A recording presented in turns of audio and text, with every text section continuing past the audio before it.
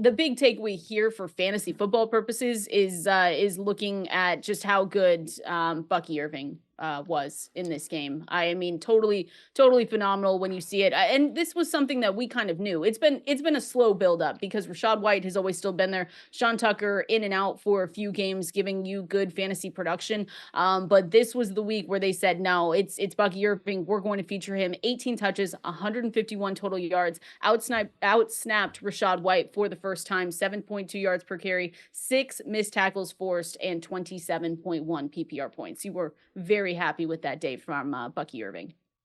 Yeah, I'm just not sure why Sean Tucker got a 1 yard touchdown. He had another Just short to, and yeah. fumbled. Yeah, they had talked about. I saw some comments. Oh yeah, during a bye week, we're watching some things. We need to get Tucker more involved. I mean, he only played 5 snaps.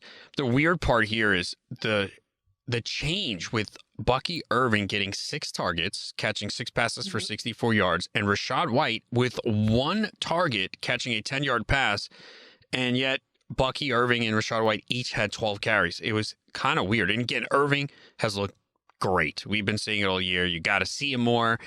Rachaad White, though, is good in the passing game, so you would figure you would use him more that way. So that was a change that we really haven't seen, and that's going to hurt Rachaad White going forward. If he is going to see less targets, we know he's not efficient on the ground. We've seen it his entire career. So that's really going to hurt Rachaad White going forward. And if Bucky Irving maintains this role, that's going to be a really valuable piece for your fantasy team.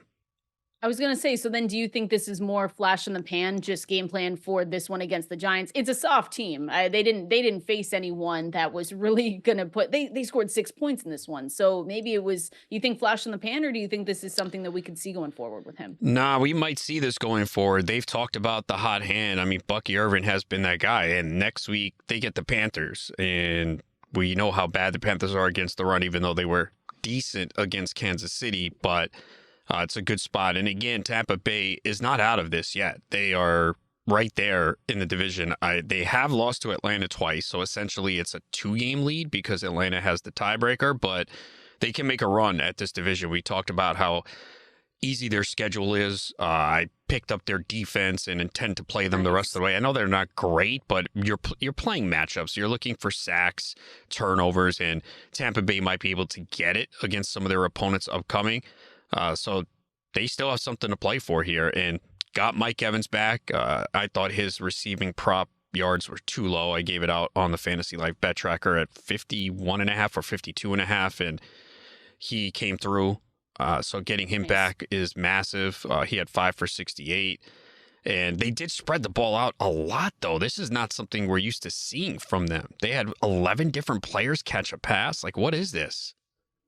Yeah, I again maybe just the flow of the game and just saying, all right, we don't have to do that much here to be able to win this game, but it was definitely a weird one, and I'm glad we kind of talked through like, hey, was this a flash in the pan for Bucky because 27 fantasy points the rest of the way. You've been mentioning their schedule too, and it's been something that we've talked about for the last couple weeks. They play on Sunday. They play the Carolina Panthers on the road. Then they're back home against the Raiders. They go on the road and play the Chargers. That'll be a tougher matchup. Then they stay on the road, play the Cowboys, and then the fantasy championship, they are at home against the Carolina Panthers. That is what you want to target there.